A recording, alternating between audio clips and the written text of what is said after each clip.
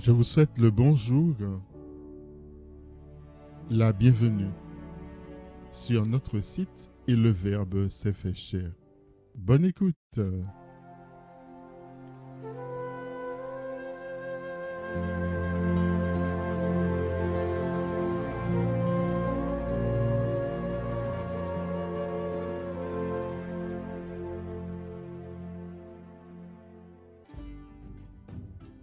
Chers amis auditeurs, depuis la fête du Sacré-Cœur et du cœur immaculé de Marie le lendemain, nous sommes plongés dans une échographie de notre propre cœur. Nous pourrions même appeler cette période le temps du cœur à cœur. Comme vous le voyez, le temps de l'ordinaire des jours est parsemé d'extraordinaire. L'évangile d'aujourd'hui, à nouveau, nous y plonge. Il nous plonge vers cet essentiel qui est très important.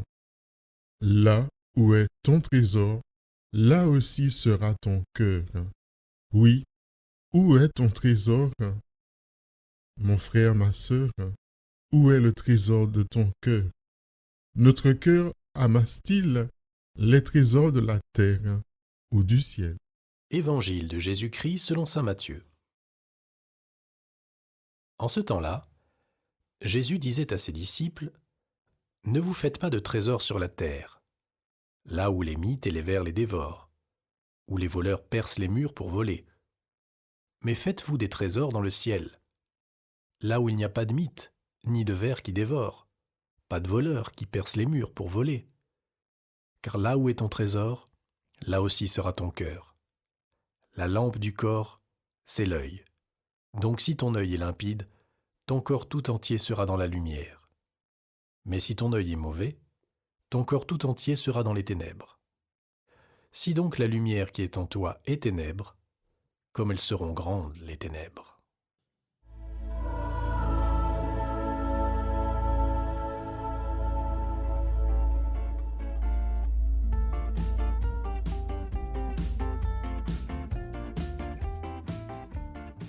Chers amis auditeurs, si notre cœur n'amasse que les trésors de la terre et n'a de priorité et d'intérêt que pour eux, il est clair, dit Jésus, que ces trésors nous dévoreront ou nous consumeront de l'intérieur.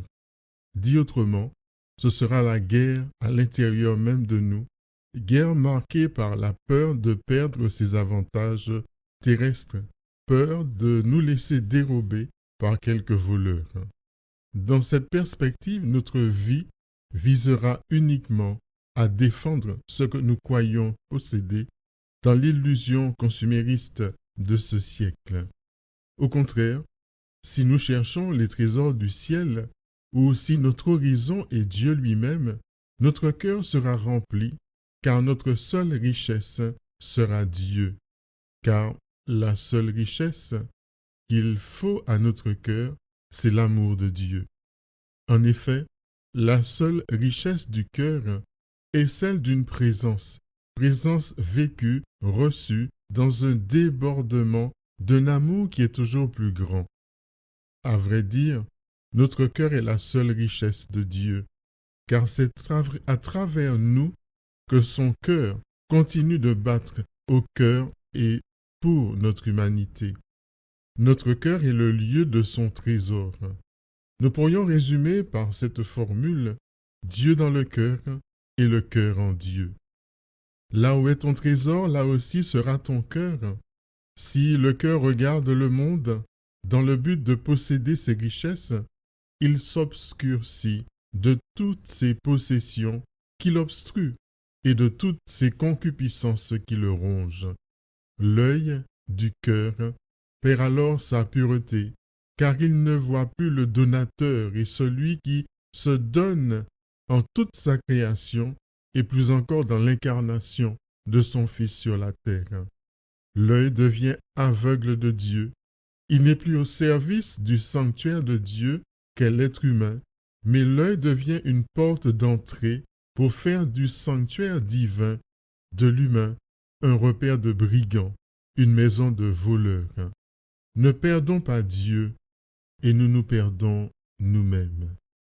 Au contraire, Si c'est Dieu qui est regardé, contemplé, adoré, le cœur devient incandescent, tel le brasier du buisson ardent. Il devient la lampe qui éclaire le corps. Tout l'être est irradié de l'intérieur par le trésor du cœur qui est Dieu. Demandons-nous donc aujourd'hui, où est mon trésor? Car là aussi sera mon cœur. Bonne journée, soyez bénis, prenez soin de vous, de Dieu, des autres et des vôtres. À demain.